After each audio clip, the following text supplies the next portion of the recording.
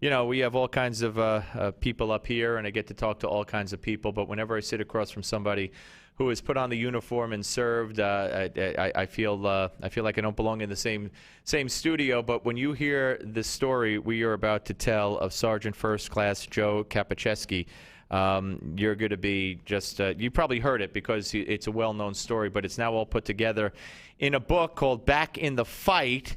And we welcome in Joe, Sergeant, right here to the studios. Thanks for coming up. Really appreciate it.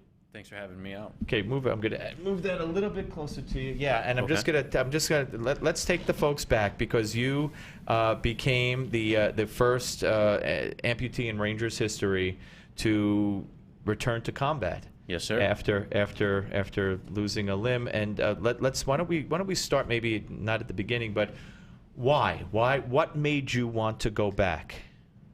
When I was first injured, it was always a goal of mine to go back as a squad leader, and the reason for it is really because of the guys that I work with.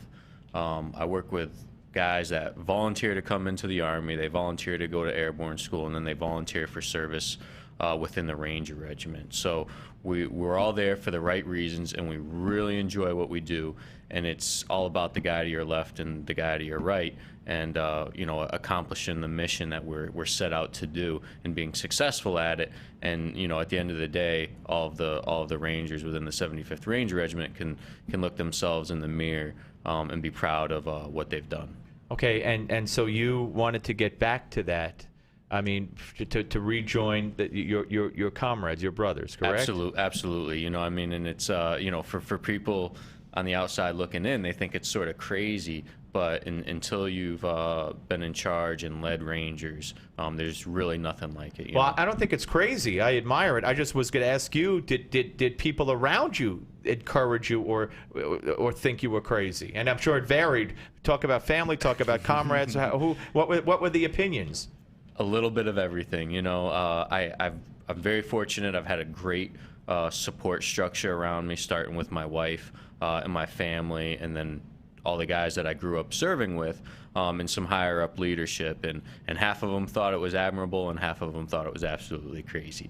So I had a lot of people fighting for me, though, when push came to shove, and I told them what I wanted to do, and I started to requalify on all the Ranger standards to make it a reality. I'm very fortunate to have the support that I did. So it's October 3rd, 2005. You're in northern Iraq, and you're almost done with your tour of duty. Tell us what happened. Yeah, I mean, we were on short final. We were going to be packing our bags in less than 2 days. And was that it? You were out for good? Would that be the end of it? That was going to be the last 2 days of our combat rotation in northern Iraq, and we're coming home stateside. So just like any other day, mission comes down. We knocked out a concept of the operation, getting our vehicles. We're going to go hunt down a high-value target en route to the objective area. We got ambushed. We were going underneath of an overpass, and from above the overpass, we started to take some small arms fire, and they started to throw down grenades, and one of the grenades landed inside my vehicle. So it was a mayhem for a couple minutes. After that grenade went off, it set off the fire extinguishers inside the vehicle, so it sucked out all of the air, and it took a couple minutes to get the vehicle moved up underneath of the overpass, so we weren't taking direct fire anymore. But it was pretty amazing that once that happened, everybody's training sort of kicked in. I thought my arm was broken at the time, so I started to patch up my leg, and it was actually one of my Ranger buddies. His skills kicked in with his Ranger first responder, and my arm was beat up pretty bad.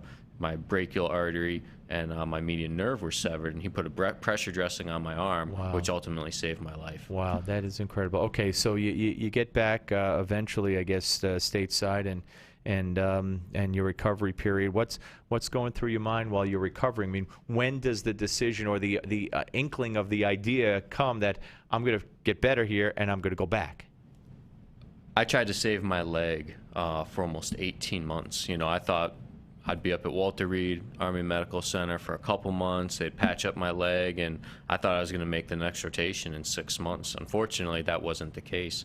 I had more than 40 surgeries on my leg trying to save it. So you from the beginning, you thought you're going back. Absolutely.